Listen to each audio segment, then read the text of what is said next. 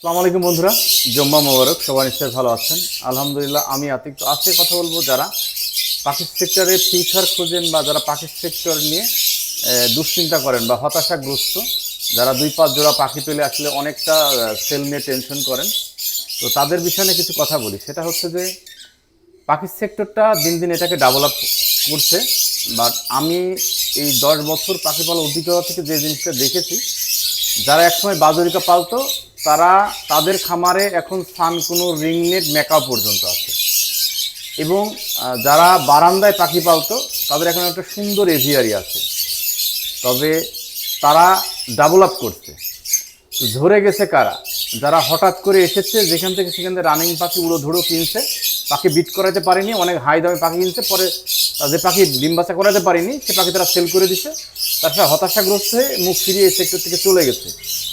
তো বিষয় হচ্ছে যে আপনি যদি পাখির খামার করতে চান বা এভিআই করতে চান বা এই সেক্টরে আপনি কাজ করতে চান, তাহলে আপনার ভিতরে একটা দৃঢ় মনোভাব থাকতে হবে যে আপনি এই সেক্টরটাকে নিয়ে ফিউচার চিন্তা করেন। তাহলে আপনাকে যে পাখি দিয়ে শুরু করেন সেটার দিকে অবশ্যই আপনার ভালো করে জানতে হবে, বুঝতে হবে, সেটা খামার ভিজিট করতে হবে।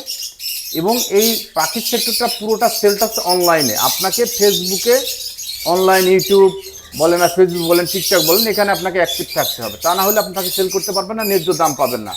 আপনি যদি পাখিগুলো দোকানে সেল করেন তাহলে পাখির যে ন্যায্য দাম সেটা কখনোই আপনি পাবেন না। কিন্তু এই কারণে আপনাকে এই দিকটাও খেয়াল রাখতে হবে এবং অবশ্যই আপনাকে বেবি কালেকশন করতে হবে এবং অবশ্যই আপনার একটা সুন্দর প্ল্যান পরিকল্পনা করে একটা খামার করতে হবে। তাহলে কখনোই আপনি সেক্টরতে ধরে যাবেন না এবং এটার ফিউচারে আপনি ভালো কিছু পাবেন। কারণ পাখির সেক্টর যত দিন যাবে তত এটা প্রসার হবে, তত এর আপনার ফিউচারটা অনেক সুন্দর হবে।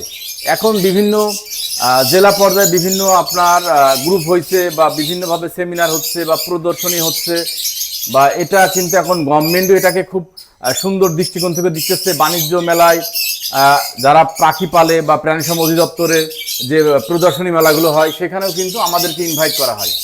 তো এটা যে প্রসার না হলে কোনো জিনিস কিন্তু এগিয়ে যায় না।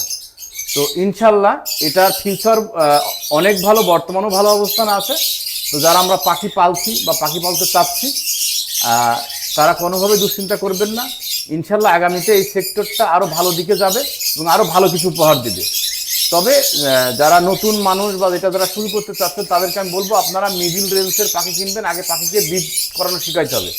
পাখি থেকে আগে ডিম বাচ্চা করানো আপনাকে শিখাইতে হবে, মানে শিখতে হবে। তারপরে আপনি হাই নিউট্রিশন যান বা অন্য পাখিতে যান, সেটা আপনার জন্য ভালো হবে বা আপনার এই সেক্টরে টিকে থাকার জন্য ভালো হবে। আসলে হঠাৎ করে কোনো কিছু হয় না। আপনার সব কাজে সব কর্মে অভিজ্ঞতার প্রয়োজন আছে। এই জন্যই প্রথমত অভিজ্ঞতা সঞ্চয় করেন, তারপরে এখান থেকে এখানে বিনিয়োগ করেন, তাহলেই আপনার জন্য ভালো হবে। সবাই ভালো থাকবেন, সবার জন্য শুভকামনা। আসসালামু আলাইকুম।